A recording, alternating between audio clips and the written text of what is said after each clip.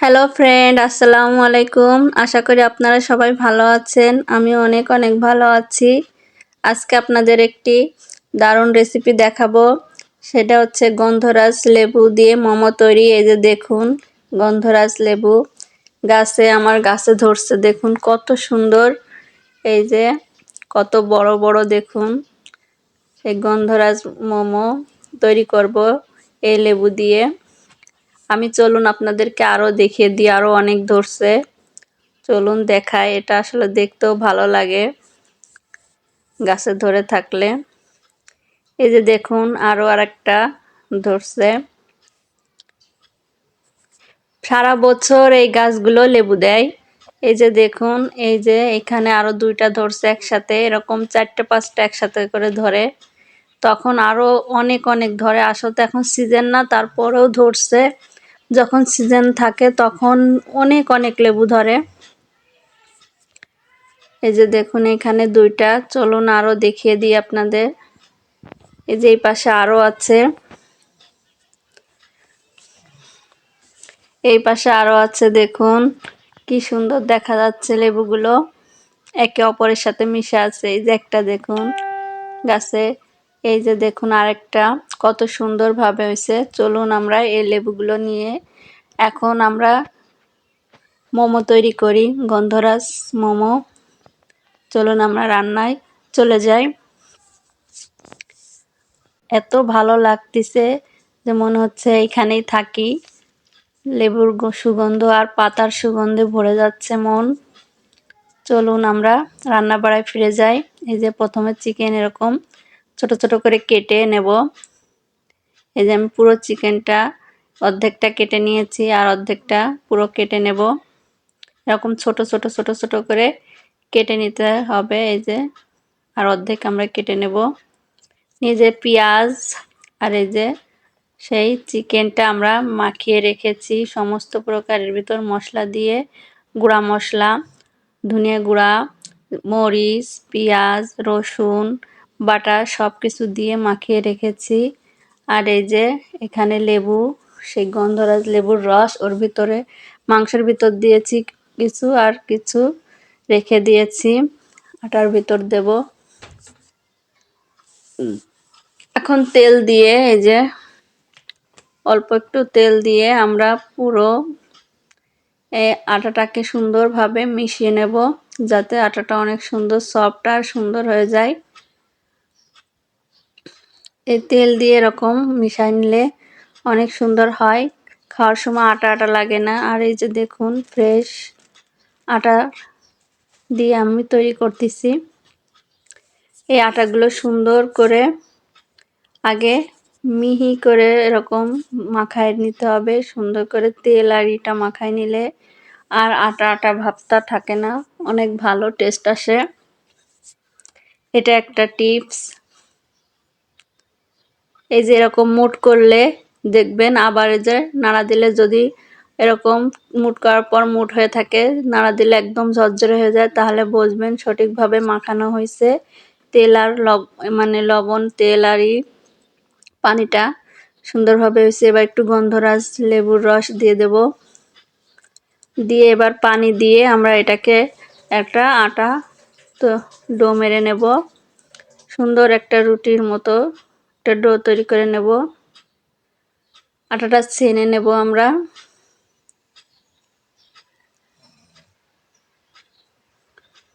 এর ভিতর একটু লবণ দিয়ে দেব। দিয়ে আমরা এটাকে সুন্দরভাবে ছেনে নেব। দেখুন আমার ছেনা হয়ে গেছে। এই যে এইভাবে ছেনতে হবে। এই দেখুন এইভাবে, যে বেশি নরমও না আবার শক্তও না। আবার দেখুন আমার হাতে কিন্তু লেগে যাচ্ছে না, উঠে আসতেছে হাতের সাথে। এইভাবে আমরা করে নেব। এই যে এখন আমরা বেলে নেব। এখানে আটা সুন্দরভাবে দিয়ে আটাটা বেলে নেব। এই দেখুন বেলা হয়ে গেছে। এখন এই গ্লাস দিয়ে আমরা কেটে কেটে গোল গোল করে কেটে নেব।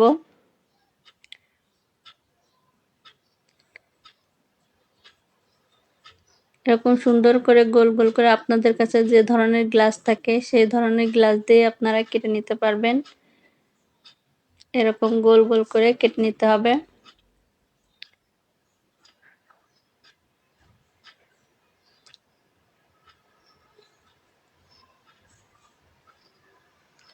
দেখুন এই যে কাটা হয়ে গেল। আরেকটা রুটি এই যে আমি কেটে দেখাচ্ছি আপনাদের। ঝটপট দেখুন কি সুন্দর কাটা হয়ে যাচ্ছে। এই যে আরেকটা রুটিগুলো আমরা এরকম কেটে নিলাম।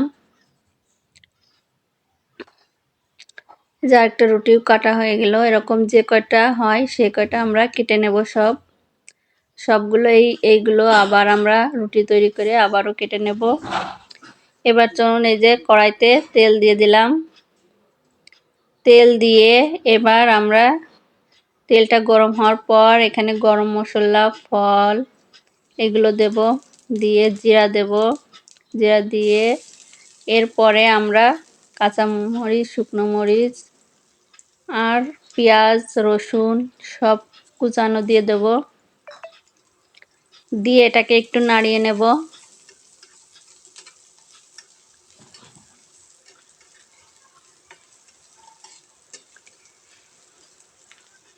নাড়িয়ে এর ভিতরে আমরা হলুদের গুঁড়া দিয়ে দেব। এরপরে 1 চা চামচ শুকনো মরিচের গুঁড়া দিয়ে দেব।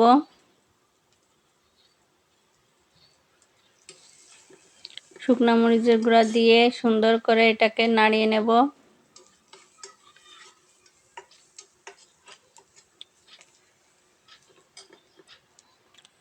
এটাকে নাড়িয়ে এরপরে আমরা এর ভিতরে মাংসটা দিয়ে দেব। দেখুন এটাকে পুরোটা মিশিয়ে নিতে হবে আগে সুন্দর করে।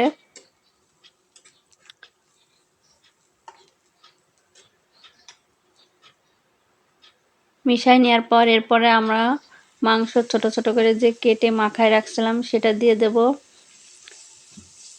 মাখায় রাখলে সফট থাকে মাংসটা এবং মাংসের ভিতর সব মশলা ঢুকে যায়। এখন এটাকে আমরা সুন্দর করে ভেজে নেব।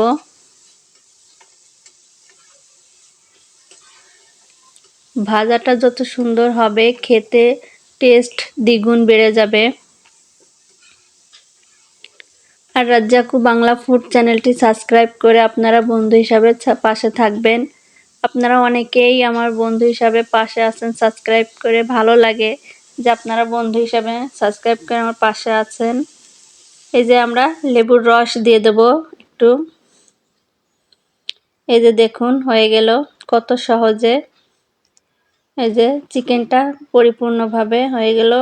চিকেন দিয়ে পেঁয়াজ দিয়ে সবকিছু দিয়ে যে আর দেখুন সিজেও গেছে কিন্তু কাঁচা নেই, এটা পুরোটাই সিদ্ধ হয়ে গেছে। এবার এই যে আমরা এখানে মোমোগুলো তৈরি করে নেব। আজকে আমি আপনাদেরকে দেখাবো একই রকম মোমো তৈরি না করে বিভিন্ন ডিজাইনিং কিভাবে মোমো তৈরি করা যায়। আমি ফুড প্রসেসিং থেকে ট্রেনিং করে এসেছি। আমি সাবিনা ইয়াসমিন সীমা। আমি শেফ সাবিনা ইয়াসমিন সীমা ফুড প্রসেসিং থেকে ট্রেনিং করে এসেছি। আপনাদেরকে বিভিন্ন ডিজাইনিং কিভাবে মোমো তৈরি করব সেটা আপনাদেরকে শিখিয়ে দেব। এছাড়া আরও অনেক ডিজাইনিং পিঠা আমার চ্যানেলে আছে, আপনারা দেখে আসবেন, খুব ভালো লাগবে। ক্যামেরায় ভালো করে আসলে দেখা যাচ্ছে না, এই যে দেখিয়ে দিচ্ছি আপনাদের। আমি আবারও তৈরি করে আরেকটা দেখাচ্ছি। প্রত্যেকবার এক একটা ডিজাইনিং তৈরি করব। এই যে এটা আরেকটা ডিজাইনিং তৈরি করব।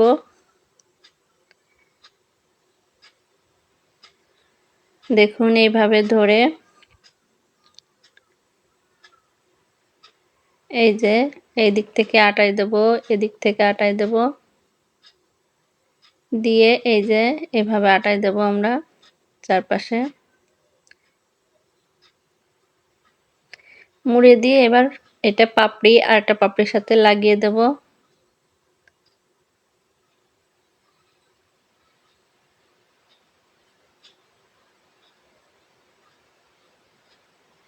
দেখুন হয়ে গেল।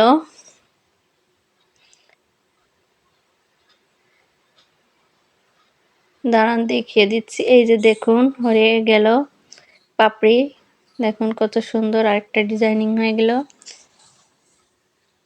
এরপর আপনাদের আরেকটা ডিজাইন দেখাই দেব।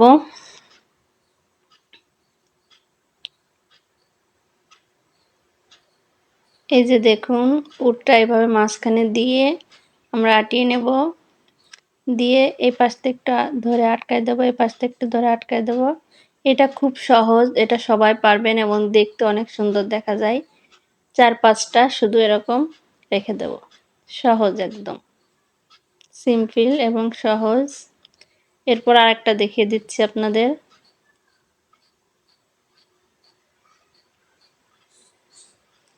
এইভাবে ধরে আমরা এভাবে আটাই দেব মাঝখানে দিয়ে, এই যে এক একটা ভাঁজ দেব। এই যে এরকম দেখা দিচ্ছে আপনাদের, এভাবে ধরে মুখটা আটকিয়ে নিয়ে এবার প্রত্যেকটার মাঝখানে এরকম একটা চাপ দেব, দিয়ে এই পাতাগুলো একটু মুড়াই দেব। দেখতে অনেক সুন্দর লাগে এই পিঠাটা। এই যে দেখুন কত সুন্দর হয়েছে। মাঝখানে পুরটা দিয়ে মাঝখানে পিঠাটা একটু মুড়াই দেব। কত সহজে দেখুন ডিজাইনিংটা হয়ে গেল। এরপরে আরেকটা ডিজাইনিং দেখাই দেবো আপনাদের। এরপরে যে মাঝখানে আবারও পুর দেব, দিয়ে এই যে এটা একটা এরকম সবগুলো একসাথে লাগিয়ে গলাটা আটকে দেব। সহজ এটা, দেখুন হয়ে গেল, সহজে হয়ে গেল। গলাটা আটকে মাঝখানে একটু ফাঁকা করে দেব যাতে ফুলের মতো দেখা যায়। এই যে দেখুন হয়ে গেল, এটা আরো সহজ। এরপর আরো একটা তৈরি করে দেখাবো ডিজাইনিং। দেখুন আর একটা দিয়ে দিলাম আমরা, পুর ভরে নিলাম, নিয়ে এই পুরটা আটায় দিয়ে পুরো মুখের পুরটা আটায় দিয়ে এই যে দেখুন শুধু এরকম বেঁকা বেঁকা করে ভাঁজ করে দেব। এই যে মুখের কাছে এরকম বেঁকা বেঁকা করে ভাঁজ করে দেব। দুইটা মুখ একসাথে নিয়ে বেঁকা বেঁকা করে ভাঁজ করে দেব। এই যে দেখুন, দেখুন কত সুন্দর ডিজাইনিং হয়ে গেল, দেখতেও কত সুন্দর লাগতেছে। দেখুন এটাও কত সুন্দর, এটা একটা ডিজাইনিং, এটা আরেক ধরনের ডিজাইনিং, এটা এক ধরনের ডিজাইনিং। দেখুন একটা থেকে আরেকটা ইউনিক। এই দেখুন এটা আরেকটা ডিজাইনিং, একটা থেকে আরেকটা ইউনিক। দেখুন এটাও আরেকটা ডিজাইনিং, প্রত্যেকটা আলাদা আলাদা ডিজাইনিং। এই যে দেখুন সবগুলো তৈরি করা হয়ে গেছে। আপনারা কমেন্ট করে জানান তো দেখি সবচেয়ে কোন ডিজাইনটা বেশি সুন্দর লাগতেছে। আপনারা সেই ডিজাইনটা করে বাসায় তৈরি করবেন। দেখুন সবগুলো ডিজাইনিং খুবই সুন্দর। আপনাদের যে ডিজাইনটা বেশি পছন্দ হয় সেই ডিজাইনটাই আপনারা বাসায় তৈরি করবেন।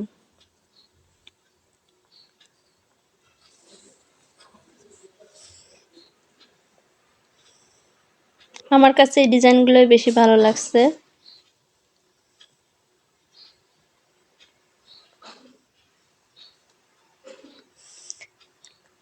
দেখুন শুধু দেখতেই মন চাচ্ছে।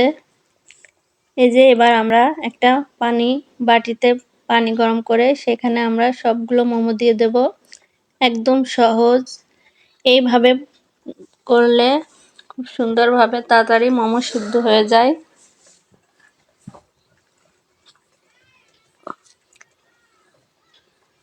সবগুলো মোমো আমরা এর ভিতর দিয়ে দেব,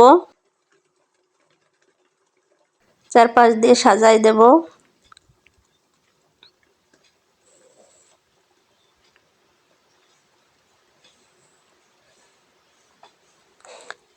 দিয়ে আমরা ঢাকনা বন্ধ করে দেব। দেখুন আপনাদের দেখানোর চেষ্টা করতেছি কিন্তু আসলে ধোঁয়া চলে আসতেছে, দেখানো যাচ্ছে না, পানি বলক উঠে গেছে।